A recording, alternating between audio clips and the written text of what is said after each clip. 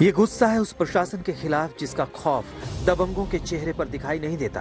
प्रयागराज के गोहरी गांव में पूरा परिवार आज खामोश है, शरीर पर कफन है और सवाल है कि दबंगों में इतनी ताकत कहां से आ जाती है जो पूरे परिवार को मार देता है। पिता की हत्या कर देते हैं, मां को हथियार से काट देते हैं, 10 साल के गूंगे बच्चे पर भी रहम नहीं करते और परिवार वालों की माने तो 17 साल की बेटी की इज्जत तार तार करने के बाद उसे मौत के घाट उतार देते हैं।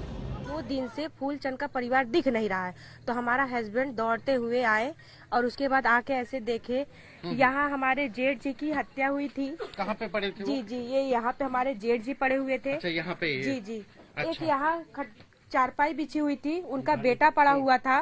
बेटा पड़ा हुआ था 10 साल का। हाँ। मेरी जिठानी जी हाँ। मेरी जिठानी जी यहाँ पड़ी हुई थी। हाँ। और एक 17 साल की लड़की थी। हाँ। उसका यहाँ बेरहमी से रेप हुआ था, वो यहाँ अकेले पड़ी हुई थी। यहाँ बच्ची के साथ रेप की भी? जी। हाँ, बहुत बेरहमी तरह से रेप हुई थी। हाँ। और अच्छा। यहाँ पे बच्ची की रेप हुई थी 17 साल की। शहर बदल जाते हैं, नहीं बदलता तो यूपी पुलिस का चरित्र। हत्या होती है, बलात्कार होता है, लेकिन कानून भी उनके साथ नजर आता है जो ताकतवर नजर आते हैं। एफआईआर कराया, कोई इंस्पेक्टर कोई लोड नहीं लिया। फिर 2 महीने बाद फिर उन्होंने घर में घुस के मारा है तो कोई वो नहीं लिया। और ये बच्ची है, इनका बलात्कार हुआ है। अच्छा। और बच्चा गूंगा है, अपाहिज है, उसको मारा गया है।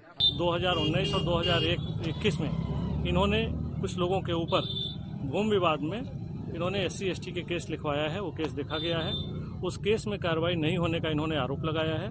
इसके बारे में भी हम लोग जानकारी करते हुए तुरंत ही कठोर कार्रवाई करेंगे। संदिग्ध लोगों को इनके नाम के आधार पर हम लोगों ने पूछताछ के लिए हिरासत में ले लिया है और पूछताछ करके इस घटना का खुलासा जल्दी ही किया जाएगा। खाकी पर एक बार फिर दाग लगा है, गांव में गुस्सा है, परिवार शव का अंतिम संस्कार करने को तैयार नहीं है, उन्हें न्याय चाहिए। प्रयागराज के गोहरी गांव में एक ही परिवार के 4 लोगों की बेरहमी से हत्या कर दी गई। हत्या करने का आरोप गांव के ही दबंगों पर है। लोगों की नाराजगी है कि दबंगों पर पुलिस ने कार्रवाई नहीं की, जिसकी वजह से वो मनबड़ होकर के उन्होंने पूरे परिवार की हत्या कर दी। ये 4 लाशें पड़ी है। नाराज लोगों ने चारों का पोस्टमार्टम के बाद उनके शवों को यहाँ पर रखा हुआ है। पति पत्नी है, बेटी है, बेटा है। चारों के हत्या करने के बाद से अब जो नाराज लोग हैं वो यहाँ पर आक्रोशित हैं। मौसम चुनावी हो तो हर मुद्दा सियासी हो जाता है। ऐसे में गोहरी गांव में भी नेताओं का जमावड़ा लगने लगा है। सब अपने हिसाब से सियासत को चमका रहे हैं। समाजवादी पार्टी से लेकर कांग्रेस तक अब कानून व्यवस्था को लेकर यूपी सरकार पर हमलावर हो गए हैं। ऐसी परिस्थिति को देख के कि किस तरह से इन लोगों के साथ किया जा रहा है, कैसे चुप रह सकते हैं?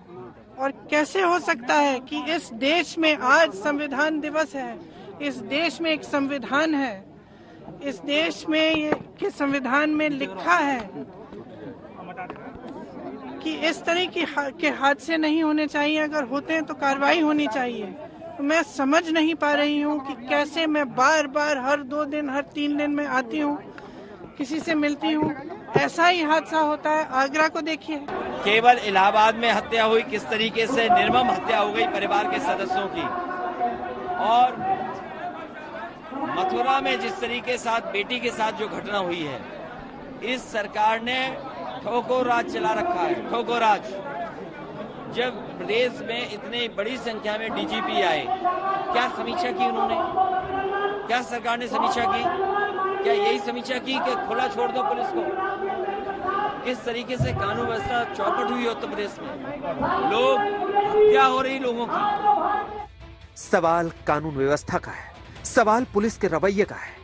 कैसे मजदूरी करने वाले पूरे परिवार का कत्लेआम हो जाता है। संतोष शर्मा, प्रयागराज, आज तक।